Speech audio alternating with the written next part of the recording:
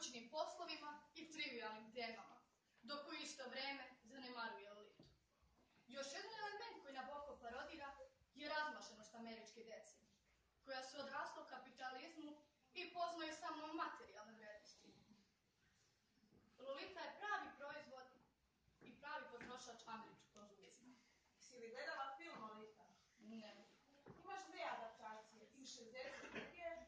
i 97. Postoje i mnoge pesme nadahnuti ovim delom. Na primjer, pesma Beatlesovog benda The Police, Don't Stand So Close To Me, koja prikazuje preplitanje požude, straha i privlačnosti dvoje ljudi, između kojih postoji velika razlika u godinama. Just like the old man in that book by Nabokov, direktna je aluzija na ovaj roman.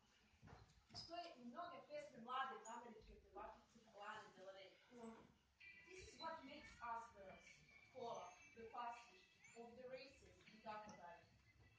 Wow, moram da čujem neku od tih pesama. Baš interesantno.